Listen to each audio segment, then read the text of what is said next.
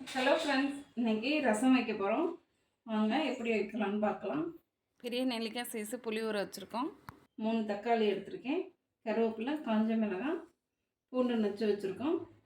கொத்தமல்லி வச்சுருக்கோம். உப்பு இருக்குது. ரசப்பொடி கொஞ்சம் வச்சுருக்கோம்.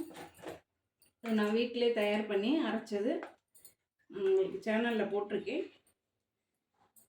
நீங்கள் பார்த்துக்கோங்க. 1.5 ஸ்பூன் போட்டுக்குவோம். ரொம்ப நல்லாயிருக்கும். இந்த பொடியும் பார்த்துக்கோங்க, நம்ம சேனலில் இருக்குது. வாங்க ரசம் எப்படி செய்வோன்னு பார்ப்போம். ஆன் பண்ணியாச்சு. எண்ணெய் ஊற்றிக்குவோம். 2 ஸ்பூன் எண்ணெய் ஊற்றிக்குவோம்.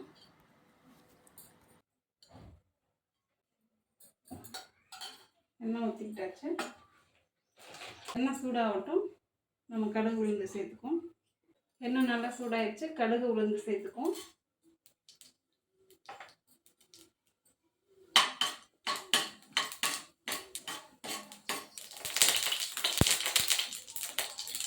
சிம்மில் வச்சுப்போம். உளுந்து சிவந்துடுச்சு. காஞ்ச மிளகாய் போட்டுக்குவோம்.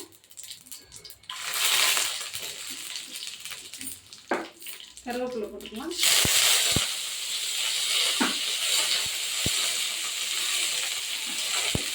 பூண்டு தட்டி வச்சுருக்கோம். பூண்டு சேர்த்துப்போம்.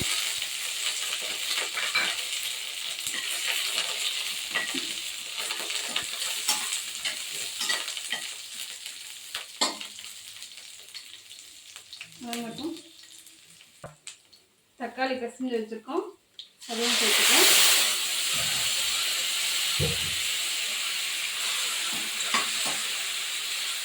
இப்போ உப்பு சேர்த்துக்கோம். நல்லா வதங்கட்டும். தக்காளி நல்லா வதங்கிடுச்சு.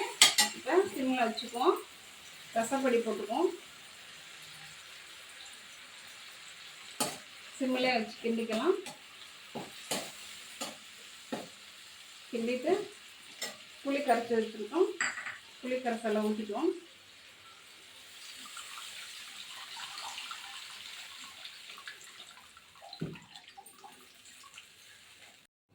கொஞ்சம் தண்ணி ஊற்றிக்குவோம். உங்களுக்கு எவ்வளோ ரசம் தேவையோ அவ்வளோ வச்சுக்கோங்க. தண்ணி ஊற்றியாச்சு. இப்போ மூடி போட்டு மூடுவோம். லைட்டாக நுரக்கூடி வரட்டும். நம்ம ஆஃப் பண்ணிக்கணும்.